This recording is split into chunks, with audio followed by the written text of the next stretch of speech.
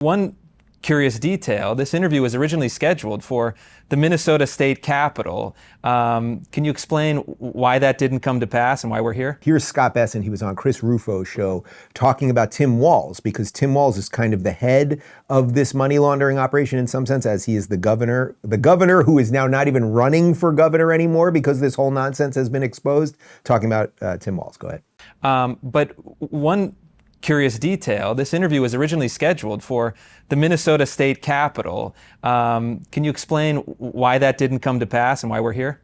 For one reason, Chris, Tim Walz is a coward. He is a coward.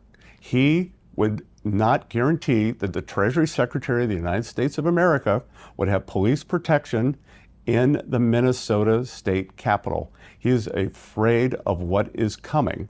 And he's not going to be able to hide behind this curtain, because we will get there. And I don't have to go in the Capitol building to investigate him. I would love for him to come to Treasury and answer some questions. I can guarantee you that he will be safe and sound then, depending on what we discover. I don't know about his future. And as I said earlier, that will be the only view of the Oval Office he ever gets, because let's just think about the long arc of history.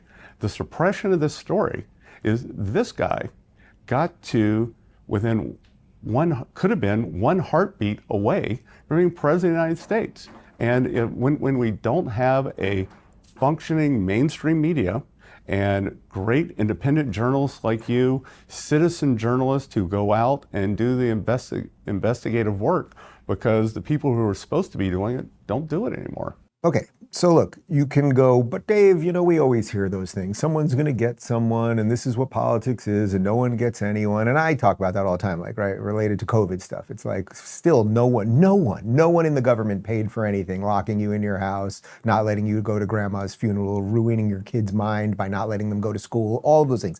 However, again, something is different now, and I tend to trust these people.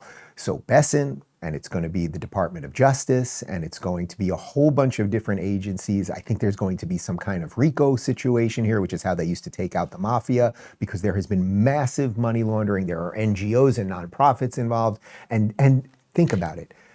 Removing all of that, you're Tim Walz. You were about to be vice president. Subsequently, in the year since you lost the election, you've been out there, right? You're out there calling Trump a tyrant. You're out there thrilled that Tesla stock is down, even though now it's up more than 100% since you said that. You've been out there. So you clearly wanted to stay in the picture. You wanted to remain relevant. And then this scandal breaks. And within a week, you announce you're not running for governor. So do you think something's going on here and they damn well know it?